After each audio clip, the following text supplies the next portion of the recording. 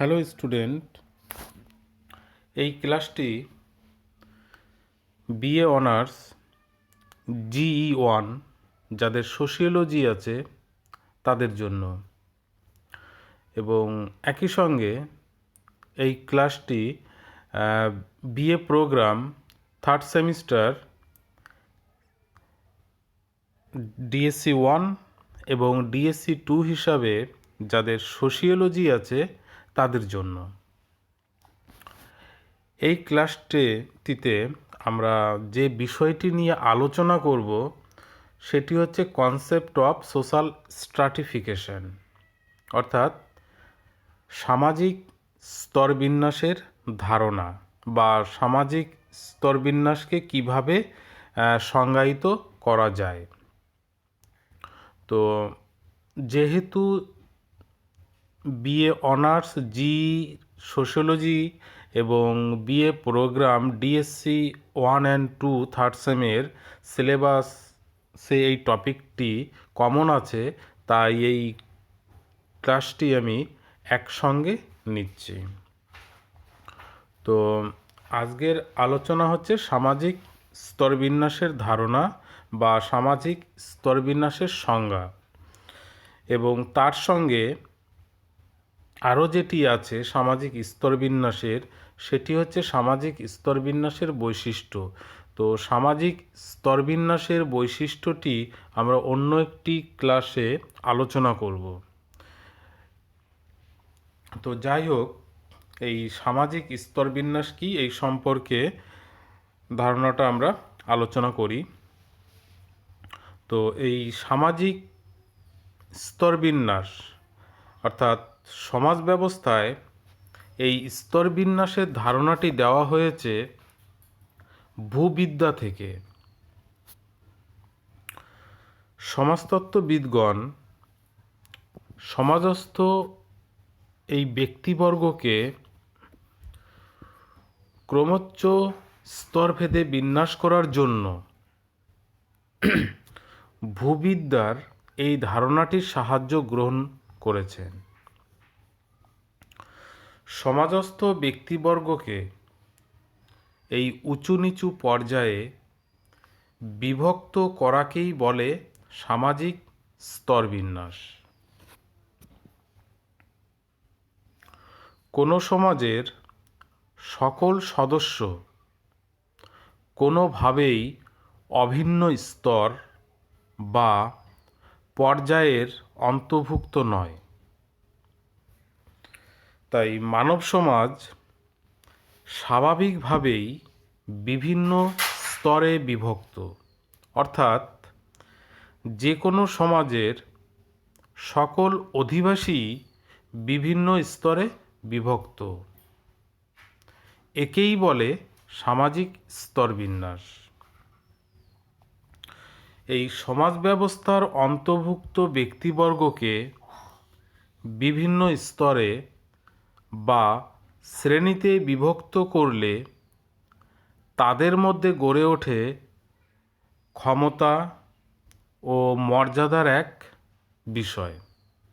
একেই বলে স্তরবিন্যাস।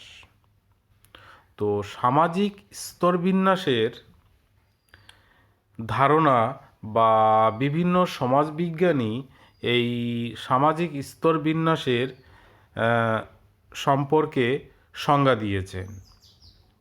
তাদের মধ্যে হচ্ছেন অধ্যাপক সরকিন বা P.A. সরকিন। P.A. সরকিনের মতে সামাজিক স্তরবিন্যাস বলতে জনগণকে পর্যায়ক্রমে বিভক্ত করাকে বোঝায়। তো সামাজিক স্তরবিন্যাসের একদিকে থাকে উচ্চ শ্রেণী এবং অন্যদিকে থাকে নিম্ন শ্রেণী। দ্বিতীয়ত, সমাজবিজ্ঞানী ট্যালকট পার্সন তার সোশ্যাল স্ট্রাকচার অ্যান্ড পার্সোনালিটি গ্রন্থে এই সামাজিক স্তরবিন্যাসের সংজ্ঞা দিয়েছেন। তো ট্যালকট পার্সনের মতে সামাজিক দিক থেকে কতগুলি গুরুত্বপূর্ণ বিষয়ের পরিপ্রেক্ষিতে সমাজস্থ ব্যক্তিবর্গের মধ্যে ঊর্ধ্বতন, অধতন বা উঁচু নিচু বিবেচনার ভিত্তিতে প্রভেদমূলক পদবিন্যাস সৃষ্টি করলে তাকে বলে স্তরবিন্যাস। সামাজিক ক্ষেত্রে অসাম্যের একটি প্রাতিষ্ঠানিক ব্যবস্থা হল এই স্তরবিন্যাস ব্যবস্থা। তো এই ব্যবস্থার মাধ্যমে বংশানুক্রম অনুসারে বা বংশানুক্রমিকতা বজায় থাকে। এই স্তরবিন্যাস হলো ঐতিহ্যের দ্বারা আরোপিত একটি ব্যবস্থা। সমাজ ব্যবস্থার অন্তর্গত অধিকাংশ মানুষের এই সচেতন ধারণা বা সম্মতি ছাড়াই এই ব্যবস্থা দেখা যায়। তো যাই হোক, ট্যালকট পার্সনের পরে আরেকজন সমাজবিজ্ঞানীর এই সামাজিক স্তরবিন্যাস ধারণা সম্পর্কে আলোচনা করি, যে সমাজবিজ্ঞানী টি.বি. বটমোর। তো এই বটমোরের মতে সকল সমাজ কাঠামোতেই বিভিন্ন স্তর ও শ্রেণীতে সমাজের বিভাজন এবং তার ভিত্তিতে ক্ষমতা ও মর্যাদার ক্রমোচ্চ বিন্যাস পরিলক্ষিত হয়। একেই বলে সামাজিক স্তরবিন্যাস। অর্থাৎ বটমোরের মতে তিনি বলতে চেয়েছেন যে সকল সমাজ কাঠামোতেই বিভিন্ন স্তর ও শ্রেণীর দেখা যায় এবং এই শ্রেণী বা স্তরের ভিত্তিতে যে ক্ষমতা ও মর্যাদার উঁচু নিচু ভেদাভেদ দেখা যায়। এই ক্ষমতা ও মর্যাদার উঁচু নিচু ভেদাভেদকেই তিনি সামাজিক স্তরবিন্যাস বলে উল্লেখ করেছেন। আরেকজন সমাজবিজ্ঞানী লেমভিন টিউমিন তার social stratification the forms and function of inequality গ্রন্থে তিনি তার এই সামাজিক স্তরবিন্যাস সম্পর্কে ধারণা দিয়েছেন। তার মতে সামাজিক স্তরবিন্যাস হল মানবিক সম্পর্কের স্তরবিন্যাস। এই সামাজিক স্তরবিন্যাসের কোনো জৈব তাৎপর্য নেই।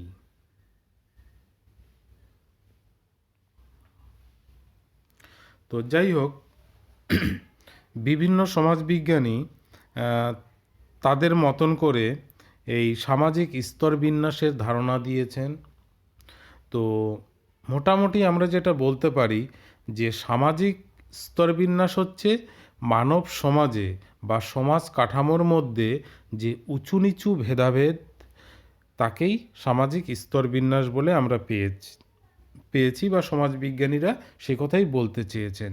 এবং এই উঁচু নিচু ভেদাভেদটা কিসের পরিপ্রেক্ষিতে? ক্ষমতা, মর্যাদা ইত্যাদির পরিপ্রেক্ষিতে।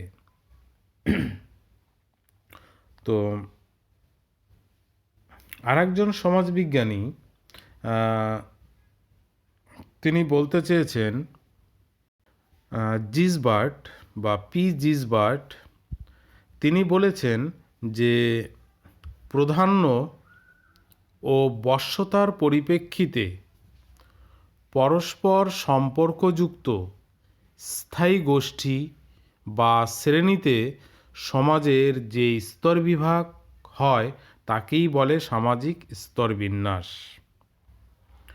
তো যাই হোক, মানব সমাজের এক সুপ্রাচীন ব্যবস্থা হলো এই সামাজিক স্তরবিন্যাস। এই সামাজিক স্তরবিন্যাস সকল যুগের সকল সমাজ ব্যবস্থাতেই দেখা গিয়েছে। তবে সময়ের পরিপ্রেক্ষিতে এই সামাজিক স্তরবিন্যাসের প্রকৃতির পরিবর্তন ঘটেছে। সব সময় ও সকল ক্ষেত্রে এই স্তরবিন্যাসের প্রভাব সমান হয় না। জৈব বা প্রকৃতিগত কারণে এই স্তরবিন্যাসের পরিবর্তন ঘটে। এই সামাজিক স্তরবিন্যাস সমাজ কাঠামোর সঙ্গে ওতপ্রোতভাবে যুক্ত থাকে এবং যার ফলে এই স্তরবিন্যাসের পরিপ্রেক্ষিতে মানুষের মানসিকতা বা তার সামাজিকীকরণ কিন্তু গড়ে ওঠে। তো সেদিক থেকে যদি দু চার কথা বলতে হয় যে সামাজিক স্তরবিন্যাসের সঙ্গে সামাজিকীকরণের ঘনিষ্ঠ সম্পর্ক দেখা যায়। যেমন স্তরবিন্যাসের কার্যকারিতা সামাজিকীকরণের উপর নির্ভরশীল, কারণ মানব সমাজের বহু ও বিভিন্ন রীতিনীতি, আচার ব্যবস্থার, অনুষ্ঠান প্রতিষ্ঠান প্রভৃতির উপর সামাজিক স্তরবিন্যাস নির্ভরশীল থাকে। তো তেমনি আবার অন্যদিকে সামাজিক স্তরবিন্যাস সমাজ জীবনের এই সমস্ত বিধি ব্যবস্থাকে নিয়ন্ত্রণও করে থাকে।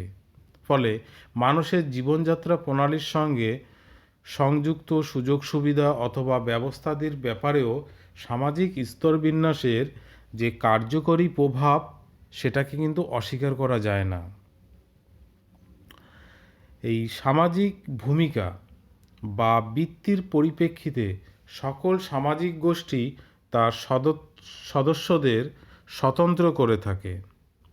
যে সমস্ত ব্যক্তি গুরুত্বপূর্ণ বৃত্তিধারী বা ভূমিকার অধিকারী তারা সমাজের মনোযোগ আকর্ষণ করে এবং তারা সামাজিক মর্যাদা লাভ করে থাকে। তো সেদিক থেকে এই মানব সমাজের কিছু কিছু কাজকর্ম অধিকতর গুরুত্বপূর্ণ ও কঠিন প্রকৃতির বলে হয়ে থাকে। এই সমস্ত কার্যকলাপ সম্পাদনের ক্ষেত্রে প্রয়োজন হয় অপেক্ষাকৃত অধিক মেধা, বিচক্ষণতা, সামর্থ্য ও প্রশিক্ষণের।